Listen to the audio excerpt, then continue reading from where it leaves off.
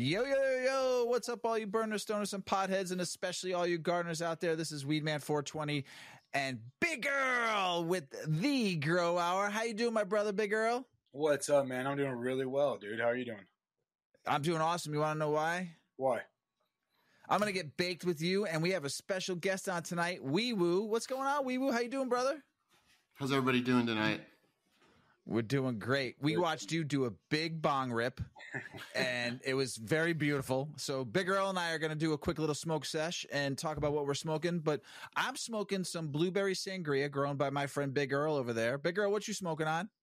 Peach Stank. Peach Stank. It's I like nice. that peach steak. Nice. Yeah, it's real nice. It's peach and stanky. It gets the peachy from the papaya grandmother, and then it has like that pine fucking hash back end on it almost. One of my favorites.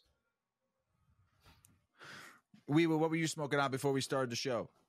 I was just smoking some pure guava. Is that a strain grown by you? Actually, it's grown by my friends at Red Bed Ritz, and Heavily Clouded gave me that. Shout out to those guys; they do great work.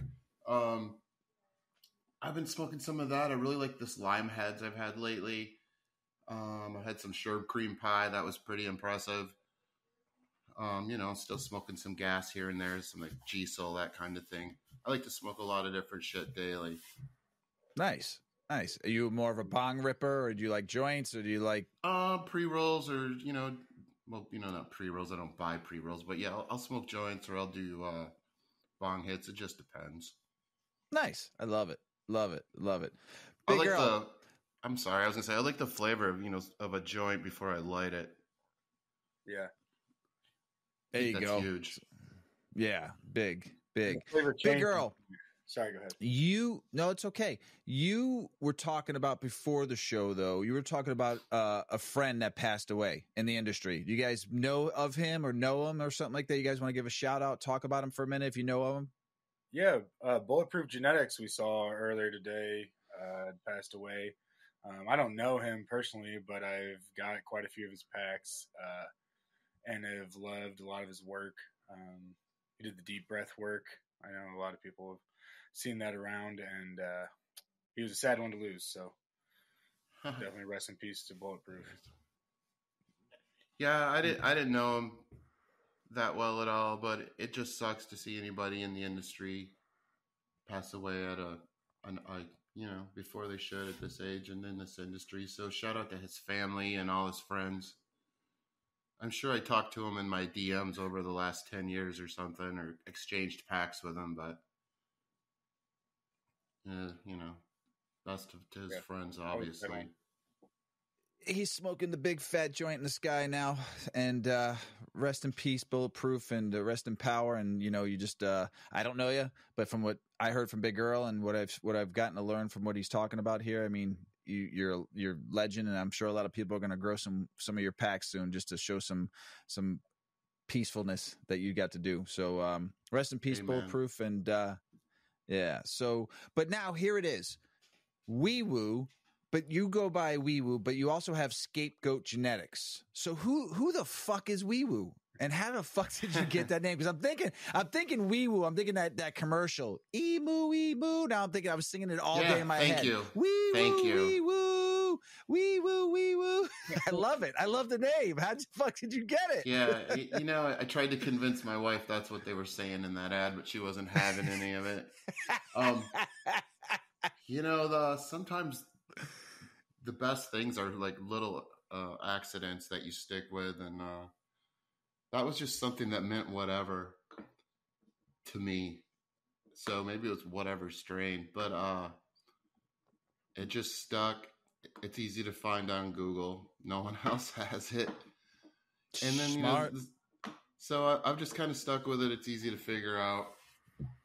It's a little too late now. There's a lot of people named Mark out there. So it's WeeWuu as far as for, the brand of my company and Scapegoat. I feel like it's known better probably than Scapegoat at this point. Well, how did Scapegoat come along? Because I saw some goats in your garden, which that were running around. Are those your goats? Because they're cute. Yeah. I've had goats for quite a while, just as pets. They're just wild, man. They're just good therapy.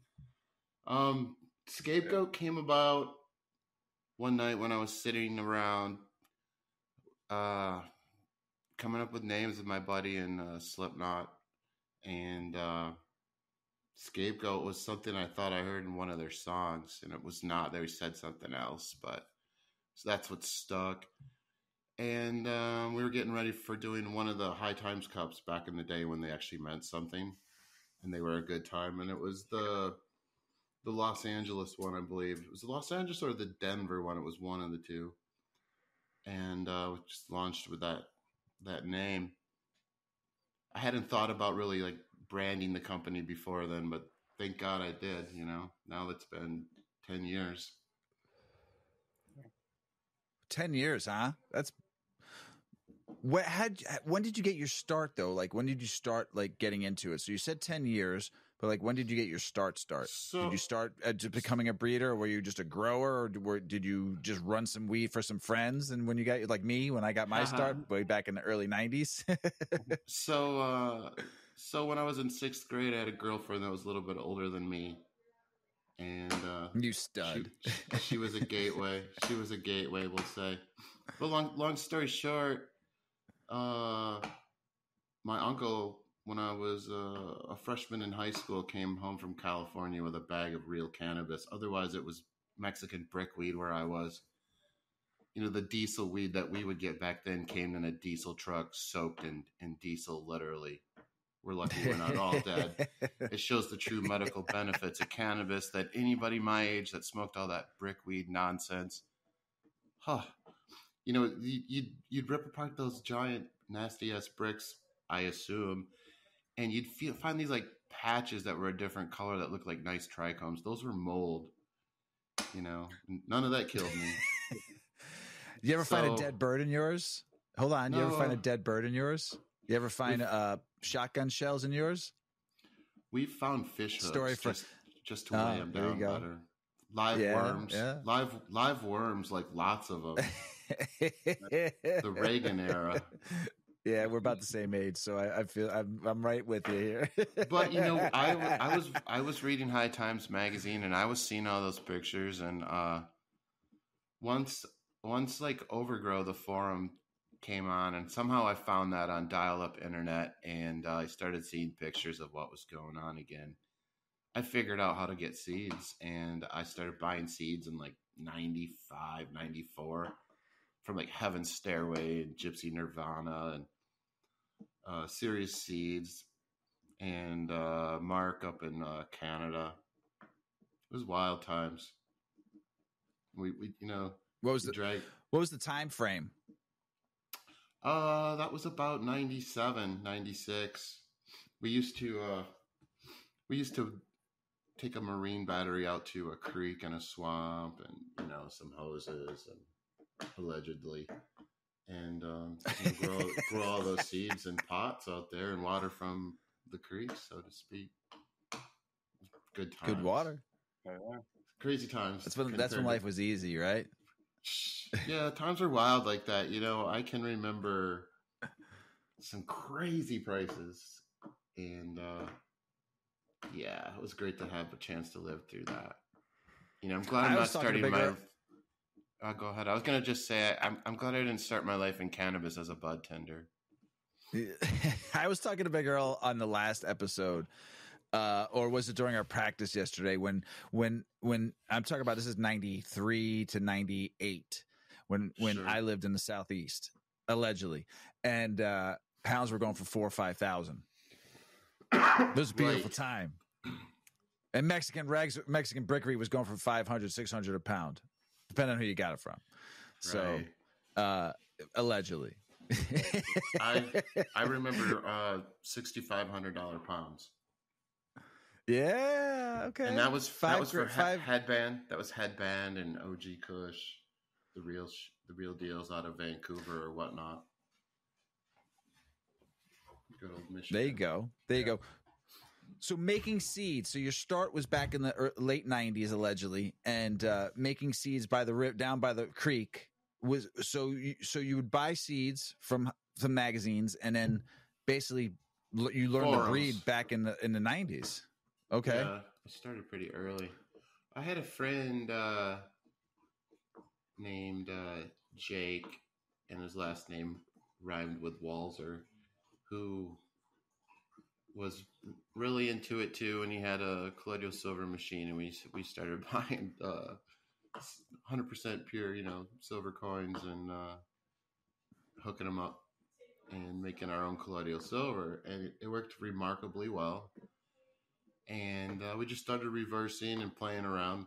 We didn't really have any plans to start a seed company. We were just digging it. We were in it for the passion of it, like I still am. And one thing led to another. And I don't know how it all works out in the end, but you end up on a path if your passion's driving you to it and you're not just doing it for a quick buck, that hopefully someday, it's more than just a hobby. And starting that long ago and still being able to do this is a blessing. And I don't take it for granted, even though our industry has changed so much now. Yeah. When did you kind of realize you wanted to make this your passion, your career, I guess if you want to call it, or your love? Shit. Probably like 1988. Okay. Yeah, I would say I was never into alcohol. I was more into cannabis. There was some Thai stick and some crazy shit you'd see once in a while, way back in the day. Way back in the day, and you'd see monkey's paw and Colombian gold. That was actually Colombian gold. It's kind of wild to think of it now. I was just always, my body chemistry was for cannabis. It wasn't for anything else really. And the fact, like I said before, that, I smoked all that horrible Mexican cannabis weed that was mostly probably just deteriorated to CBG. It wasn't even really THC at that point. And I survived. Just proves the medicinal effects of it. So, and then, once I started seeing, like, on the forums, Gypsy Nirvana, who was quite the character, and Stairway to Heaven, and all these different sites coming on with these strains, I couldn't stop reading about the genetics of them, and then going in farther, and just thread after thread. And I don't know why. I mean, it wasn't just there for the high, obviously. I was just fascinated with where these plants were coming from and were created. Nobody owns any plant. I appreciate people like Archive Seed that really do a lot of work versus a lot of other people. But the bottom line is, like, where'd he get his first plant from? I don't know. But probably the same place as everyone else. Somebody gave it to him. So, yeah. How do you guys feel about that? I think it's Big Earl, you've been breeding for a long time. So, I mean, longer than, I did my first breeding project this summer. So, and it was on a whim. So you would know a little bit more about this than me. I always call myself a pollen chucker, just because I don't put huge hunts in and different stuff like that. So I'll rotate through some different genetics. But I fucking think they're for everybody. When I get a cut, I'm only going to have that for like a year tops. I want to share it. I want to share that seed with everybody, and hopefully it's dope. Sometimes I get do that, and a couple years later, somebody still has it. I'm like, oh shit, you still have that cut? And I get to run it again and stuff. So I don't even usually sell them, honestly. I just try to give. I have to say this: I'm not a breeder. I'm not a pollen chucker. I did my first little pollen throw on some outdoor stuff to have some fun. I appreciate the art it takes to do that more than anybody knows. I appreciate watching, because Big Earl and I have been friends for a while now. So I've watched him in the last 5 years where he's come from. And then a lot of the people I started following because of the show and because of Big Earl, watching and appreciating the art that it takes to get to that point of a seed that you actually want to breed it for someone to buy or to test or to just to give. Yeah. It's an art form. It is a true art form. If you're there for the plant, everyone wants to make money. I think you should make money at it, and it's a great living if you can make a living at it. But I appreciate the art form that you all do because it's not easy. Well, I don't consider myself a breeder. I mean, I'm just trying to figure out what I like to smoke. And now, the way the market's getting cornered into just a small, tight little area of what's getting bred back into itself, basically, it's a little interesting sink or swim, and what everybody's, putting in. Some people are putting in some really hard work, and they're not getting anything for it, except some drawers full of seeds that nobody's buying. And I think one of the questions, one of the questions that I get a lot, or I see a lot, is like, none of these seed makers are growing their seeds afterwards. Well, sadly, the bottom line is, I would love to grow all my plants out before I sold them in seed form. However, the market is so quick and fickle that it's basically a race to who's crossing permanent market of blue nerds or what have you at this point. You know what I'm saying? And if people don't have their own library of genetics that they've created that are moms, so to speak, that they can work with, I'm not sure what you're doing making seeds at this point. So It's this, I told this story before to somebody, and a true breeder that just like went on a seed bank that he started working on, and he did some interviews and promoted it on the social media sites and all that kind of stuff that you should do, and that worked a couple years ago. And now he sold 3 packs, dropped like 13 different crosses, had photos of everything and reports on all of it. I mean, it broke my heart when I saw that. However, I think the rules, and I think the people that are buying seeds are different people now. I don't think the same people are popping seeds. I think it's a whole new ball game, and I don't think there's a lot of, what's the word? I don't want to say integrity. That's the wrong word. I don't think there's a lot of rules right now, because there's some integrity still for some people, but I think the rules are just kind of like trying to figure them out as everybody goes. Nobody really knows exactly what they're doing. And I'm talking licensed markets now, or which everything is. Michigan's $1 billion cannabis industry in its own now. It's number 2 in the nation. It's going to be $3 billion. It's going to be $3 billion by the end of this year. Damn. $3 billion. I just read some numbers. So they're having $270. You're having $270 million months, man. Come on now. And no one's making any money. Come on. Well, I think I know some people are making money. I know a lot of people that aren't, because of taxes and all that kind of stuff, and it's so expensive to do anything. You know what I'm saying?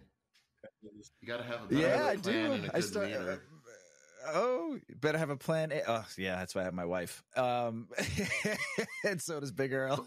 And so do you. But I'll tell you this. It's like, if you really love cannabis and you really want to work in the industry, and you've been doing it all on your own at home or what have you for many years, and you're being stubborn, this is the last ticket out of town.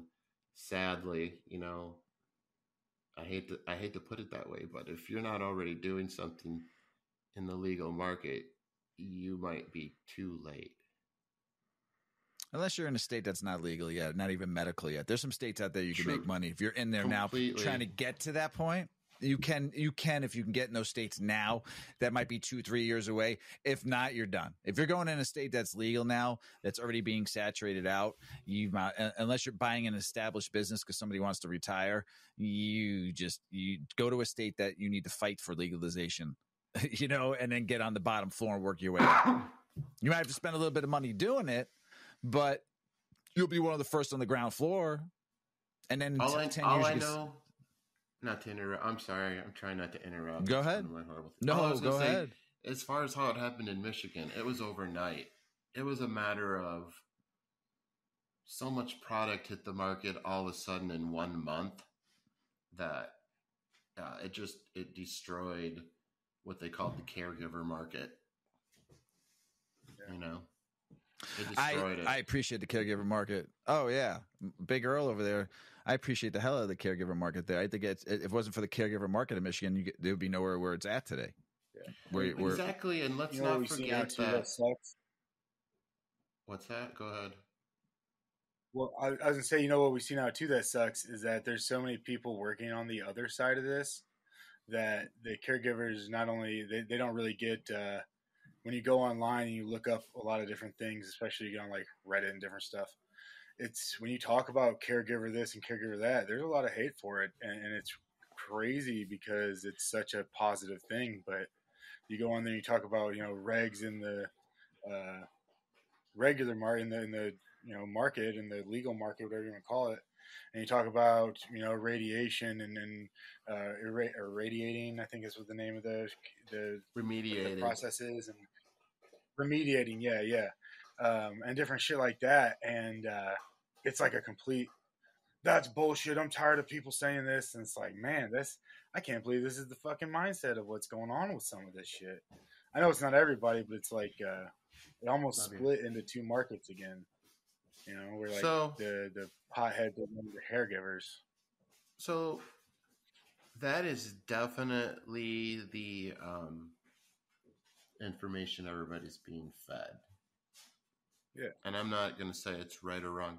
However, I can tell you this, that I was a caregiver for quite a few years, and a lot of my friends went from either caregiver to the licensed market, like when they had an opportunity, and made big sacrifices, and now are running large facilities, doing really amazing things. And the caregivers are the backbone of the whole license industry. And I feel like the people who are fighting capitalism and where cannabis is going there's those dogs I was talking about, are shorting themselves a little bit on their potential. And I say this, hey, you can still trap on the side. I know people in the legal market that work as bud tenders, and all the other bud tenders buy weed from their home grow. And 100%. Yeah, I mean, there's so many different ways to do it, but you gotta get your feet wet. Don't fight it. I mean, don't hate it. Just be, the whole caregiver thing at the same time is like, come on, you like staying home and making money and selling it off your couch at the same time. You know what? And I've never ever charged any sick person in my life for anything. So I'm just saying that from both sides. But don't be afraid to take it to the next level. However, a lot of people like myself and other people that are caregivers were naturally like introverted people from society that don't probably really do well with a boss possibly at this point, for 1/3 of maybe what we made at home for many years, doing crazy shit when it was a blind eye to it because it was medicine. And, it's like, it just is what it is, man. Nothing ever stays the same in this world.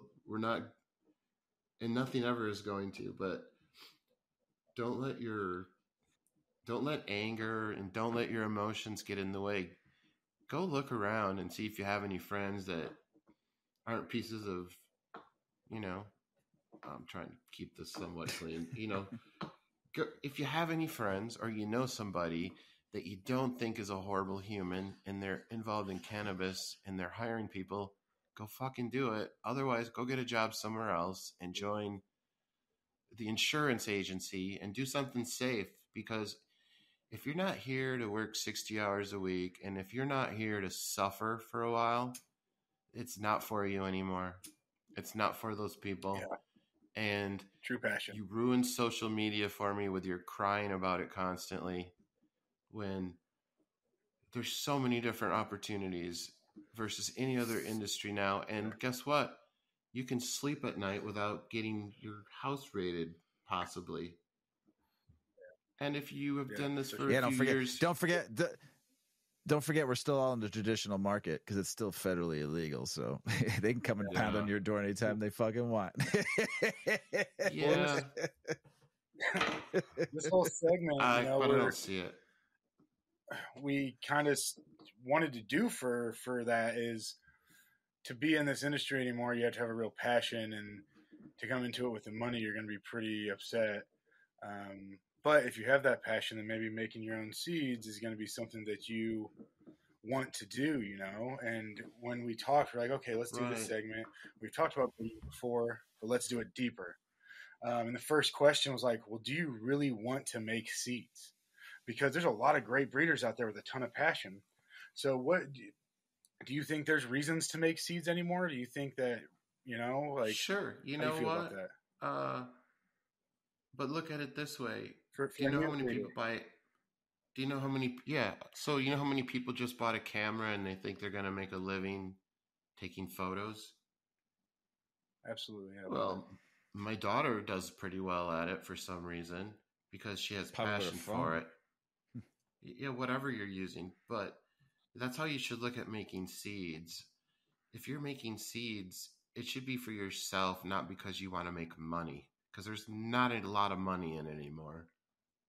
And I don't care who you ask, Neptune, Dark Star, pick a seed bank, pick a seed maker.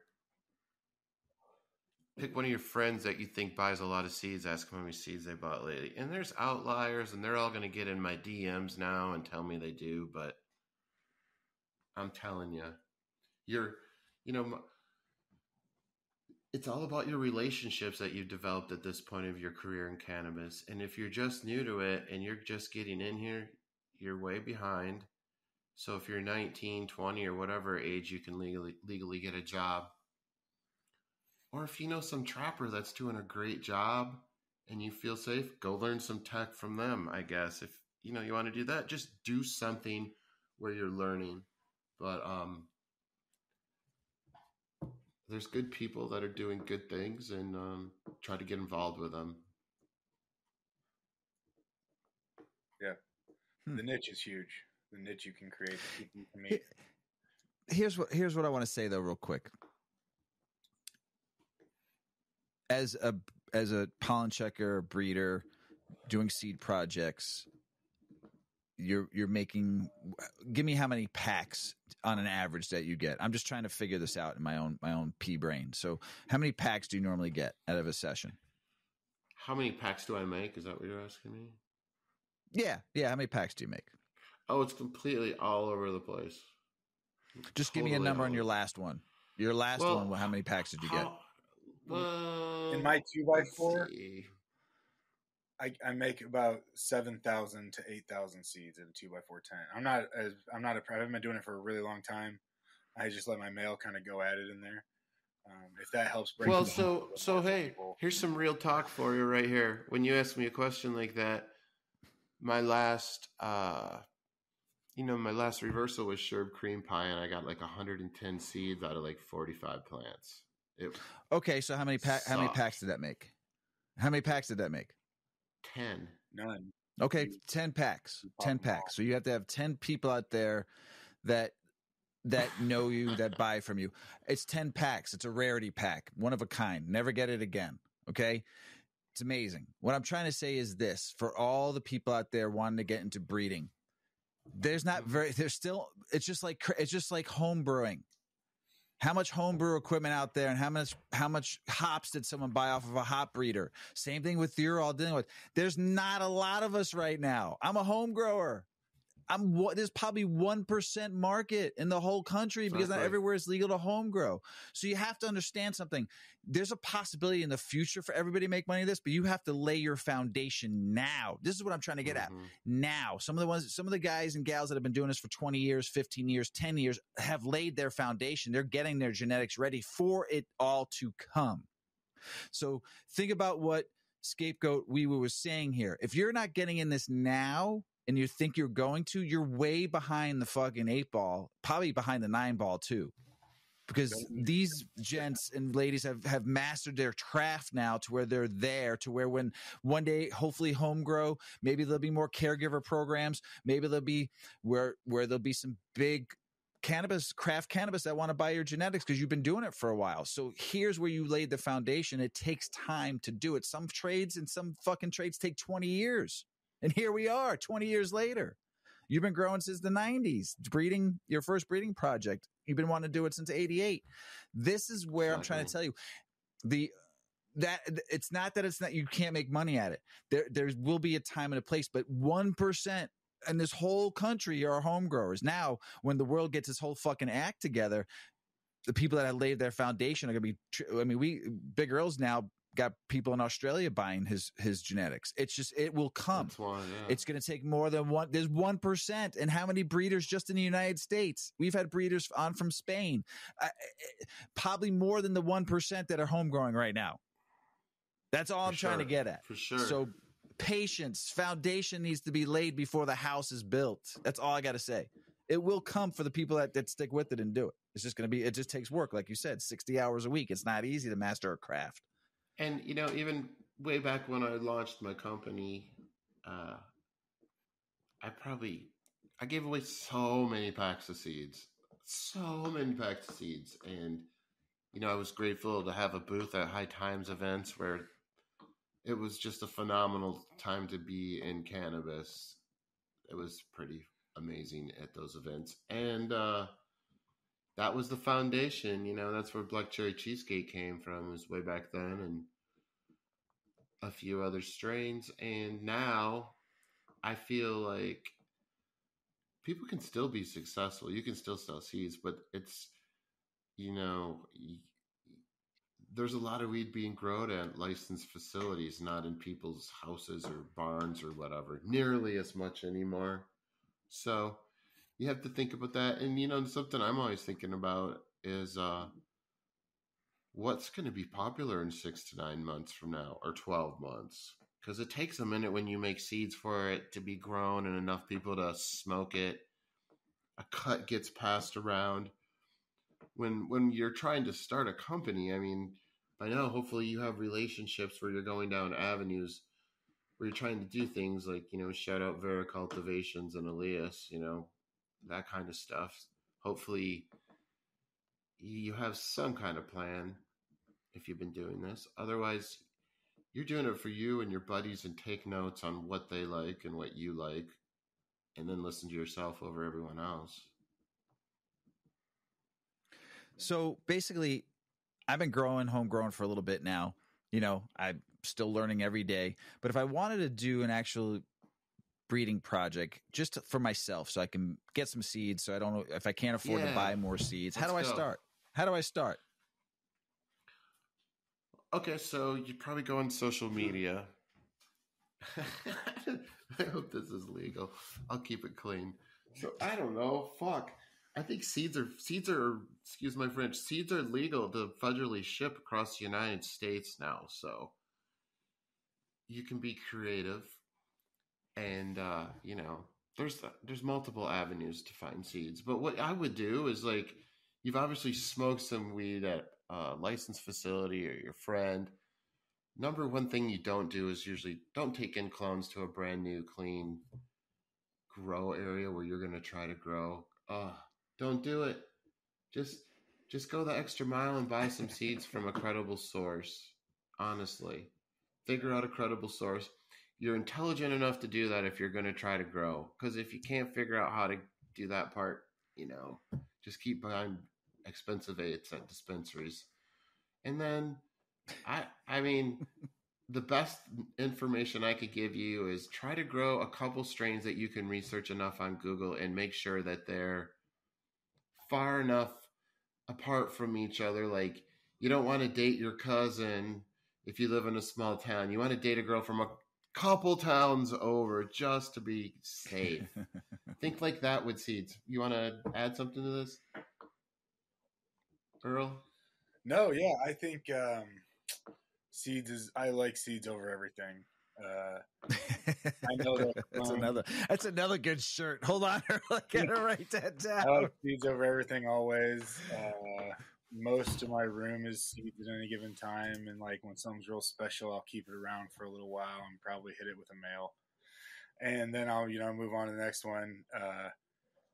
I like them first off, but it's part of like when I make seeds, I have to be able to like. I can't hunt all of them, but I hunt what I can, basically. And I like that always, because clones, I worked in a shop for 5 or 6 years. We were real busy. And when people came in with bug problems, when you got down to the bottom of it, 9 out of 10 times, maybe more than that. Oh, did you get clones in recently? That's where your bugs came from. That's where your mildew came from. That's where your fucking viroids are going to come from. Yeah, viruses can be in seeds too, but fuck, it's like it's like that's 10% or something. I thought it was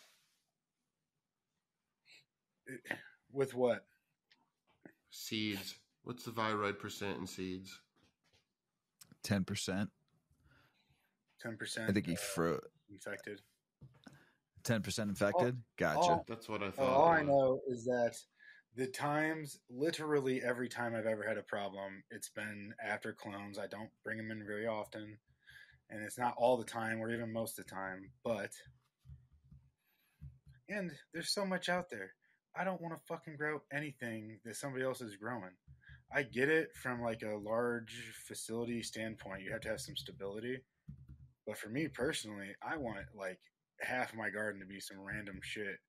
It's mostly fire. Some of it, I'd say 90% of it's super fire that I like personally enjoy, and the other 10% where I'm like, I can get hash or do whatever, and it's like I love it. It's my perfect rotation.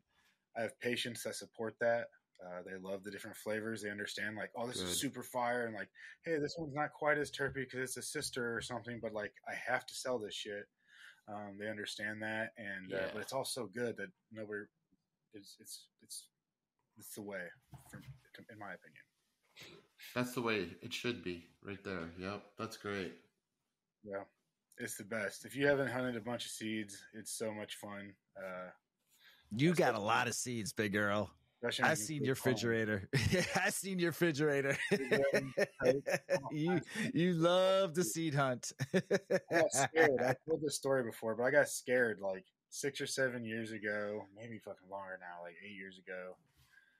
They started talking about patenting genetics based off of like terpene profile and cannabinoid percent. And so I was like, well, fuck, they're going to patent this, and legally I'm not going to be able to fucking buy it. And so I kind of went on like a crazy spree with it.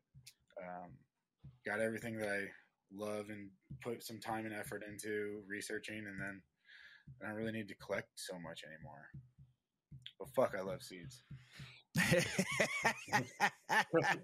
So what about for somebody that's been making seeds a little bit and maybe wants to break through a little bit? Any advice for that type of breeder? I would give them out. I would make whatever I thought would be an interesting cross, period. And then I would give them out to all my friends and anybody in grow stores that would give them out, and just hope to get any feedback within 6 months. And just keep making them. And like, one of my secrets, here's one of my secrets for making seeds cheap. I don't tell everybody this, but if you want to make seeds and possibly piss off your neighbors also at the same time, you can, we didn't really talk about how you select a male, but let's say you've selected a male and you have a couple of females that you want to hit with your male. Start them inside for 2 weeks, put them outside in summer, like August 15th, and they'll be done the beginning of October versus, say, the middle to late October, where you're really dealing with some craptastic weather. Because once your plants get below 70 degrees outside, there's a lot of bad things that can happen. Just never finishing, really wet. Lots of pathogens start developing in cold, moist temperatures. At least the Midwest. Nice. Yeah. Does someone got to put some time into it though, like to become get good at gardening first, and then maybe get good at hunting seeds, and then maybe it'll make seeds for sale? I mean, does someone need to be like have that level, or can someone just go right into breeding and not even worry about growing the plant? Yeah, I hate to say it. You probably just go buy some Miracle Grow at Home Depot, basically. And if you're dealing with the right genetics and you have some kind of program and you feed it half the strength that's recommended of all that crap, I don't think it's that hard. But the whole thing is like selecting a male, that takes something, and then making seeds that anybody's going to give any cares about in a few months. You know what I mean? Ralph froze up maybe again. Yeah, I got you though, what you were saying. So Earl, what's up with the breeding community? Do you think that we see a difference in the breeding community and the growing community? Do you think it's all the same, or do you think there's like a distinct? Do you think there's a distinct difference there? No. I think what there actually is there's this community of librarians that love cannabis, and we are preserving strains and breeding with them and trying to introduce new things. I think that's what it really is. A lot of those people are growing for other people, but the real community are the ones that when we get together, we talk passionately about strains and terp profiles and what we've smoked lately. And a lot of everybody I know like that is collecting mothers all the way back to the mid 90s. And, we hold them so dear. It's kind of crazy when you really think about it. Because I'm not one that likes to trade clones or even really talk about my library, because I don't want to offend people when I say no, or I say what that strain's worth. And it's like, you know what I mean? Yeah. But it's like, at the same time, absolutely. I have a close knit group of friends that, I can call anytime and get a cut of what I need, but I'm not going to turn around and sell it either. I'm going to do something with it, so it prolongs its life. Yeah. One of the things that when I first got into making seeds, was how personal I was gonna, I thought, I sell seeds, but like you said, I'm still in the phase of giving out a lot of seeds also. I just want to keep my seeds pumping, honestly. I thought that I didn't think it'd be as personal as it is. There's a whole lot of talking. There's a lot of, don't get me wrong, I like it.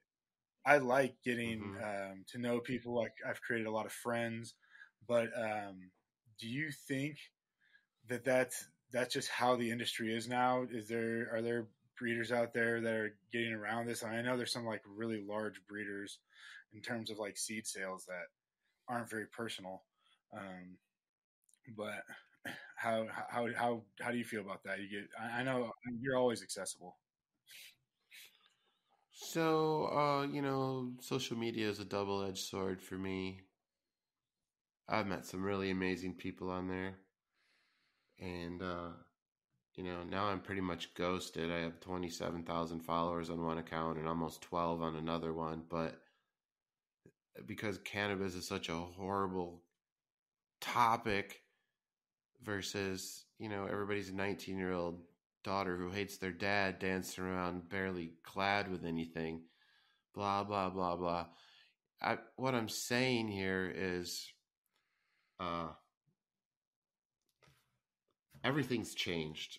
and I don't really think anybody really knows what they're supposed to do right now.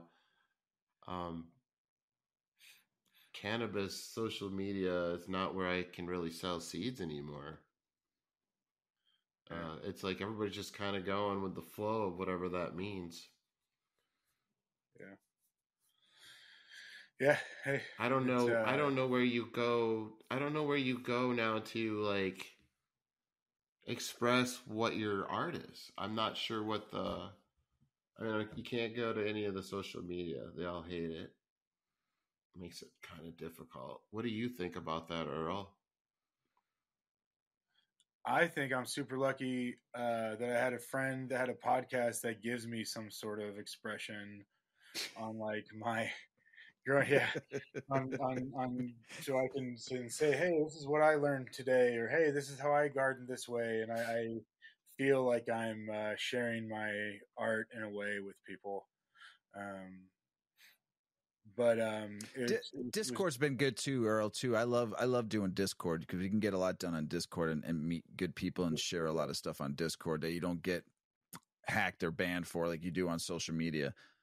Do you think that how a gardener personally runs their garden can create somebody like having good or bad experiences with their seeds in terms of if I run LEDs and I'm progressing the plant that expresses itself best under LED, and you're running HPS still, and maybe my plant hasn't ever been chosen to run in that kind of, a little bit warmer at the bulb but colder on the room usually, and like, do you think that has a big play in a lot of the breeding? Because it's overlooked sometimes, I think, but I think that statement's way more true than just some bro science being passed around. I think since we've gone from HPS and halides to a lot of different LEDs, and we're still evolving with those, that yes, you're seeing a lot of cannabis that's growing under LEDs now instead, and that is definitely changing the way things are going. But I still think HPS are the best to grow under for cannabis for yourself. yeah. Um, You like to mix the spectrum up, like throw a halide in there or a ceramic? Yeah. Yeah, you can do that. You can do a full spectrum. There's all kinds of options. The bottom line is energy usage, and for some reason, LED cannabis is different. And I have some friends that are doing some research on that right now. I'm excited to see what they come up with. Anybody that's grown weed before and they've grown it outdoors or they've grown it indoors under any kind of spectrums, they know when they walk outside and they see that plant under the sun, it's like, holy shit, look at this plant under the sun. It's a beautiful thing. It's an amazing thing. Everybody should, try to do that sometime in their life. Grow them next to your tomatoes or whatever, even if it's an autoflower. It'll humble you because these things are just like, it's just nature. It's just gonna fucking. I love outside weed. I like indoor weed, but I like outside weed too. I'm gonna be doing an outside. I don't like the word judge, but I'm gonna be doing this outside event for Country Roots. My bro here in Michigan, I'm super excited about it, coming up in November. I think I might have some friends in town from Alaska, Elf, to help me with that and others. Yeah. But that's a great time every year. It's a sun-grown event. And there's usually like 60, 70 different entrants. It's mind-blowing and lung-blowing. That's dope. Right here in Michigan? That's good. Yeah. That's a lot. Yep. That's going to be wild. Cool. Yeah, it was a crazy time. Greatest people ever at the event, ever. You could like leave all your electronics on the table and just walk around. You don't have to worry about anything. You could leave anything on the table. Community. You post about that? I'll have to keep an eye out for it. I'll tell you more about it offline if you want to know. Perfect. Cool. Yeah, absolutely. Cool. Yeah, shout out to Country Roots. What's the breeding project you're most proud of? Well, I got to be honest. the first one. Yeah. That we just did it. That I just committed to a whole room of making seeds versus monocropping, and then continuing to do it. And then you hit on it. You have patients or friends that understand that they have to sometimes smoke that one pheno that's not good as the other one, but you try to share the good one with blah, blah, blah, blah. That's what I'm thankful for, is the first time I did it and that I kept going. I know a lot of great growers, and I don't consider myself one of them. I'm hunting. I'm looking for certain specific characteristics in plants that I can give to my friends that drive spaceships for a living, let's call it, to see what they can do with them. I'm just in the lab, and I'm a pollen chucker. I'm not archive. I can't do what he does. God bless his soul. And, anybody that's doing that kind of work and surviving, good for them. So I just, I'm looking for specific things, trying to keep those characteristics alive without ripping anybody off directly. My probably most popular ones are black cherry cheesecake cookies, rabbit hole, a strain called Hoof, that I did with Gromer, my buddy from Thug Pug. I got a strain called Blueberry that's pretty popular in the Michigan system right now. Yeah, nice. So we had talked about the show a little bit, and you brought up that before somebody starts breeding, is really important to check for viroids. Is that something that you see a lot in seeds right now? If you're going to just go buy some clones somewhere and start a breeding project, ooh, that's a scary thought. You're better off buying reputable seeds. The viroid in clones is pretty rapid in a lot of places nowadays, and it's several $100 to test things correctly. You got to test the roots along with the leaf samples and the roots off the top and from all sides. And there's a company in Colorado called Toomey Genomics that is like state of the art for that kind of testing. They'd be great people to have on your show sometime, actually. Yeah, that'd be awesome. We love talking to people, man. That would be it's so interesting because there's the woman. No, you're good. The lady that would probably come on your show is amazing. Just make sure you bring yourself something to cry in when she starts telling you more and more about this horrible viroid and what it does to cannabis and you froze a little the bit latest on me. research. The latest research on the viroid and how it transfers from water and how it transfers from micro-sized bugs, and you have to be really careful. You can't put all your same things in one cloner. I have seen some interesting research on purple strains that are heavy in certain genetics that don't seem to be as susceptible, that they're doing more info on hopefully soon. Anathesin, I know I'm probably butchering that word, but some interesting stuff. Yeah, no, it's I don't know a ton about all like viroids in general, but just from the person we've had her on here, she has a lab, and just in her talking about it a little bit and some of the research and things that that Mr. Weedman's talked about on him and Mrs. Weedman's show. It's kind of, it can go through seeds, and honestly, I've been a little scared of seeds the last 3 years or so because of that. Like, I know I have like reputable people and I really like breeders, but that's definitely something that's been like on my mind. Like, this shit can be stored in seeds, and so making sure people don't have those clones is a big thing. Have you ever, I've seen it. I've walked into a flower room, not my own, and I've seen it active, or people just didn't know why one whole branch was wilting on a plant with 15 to 20 tops.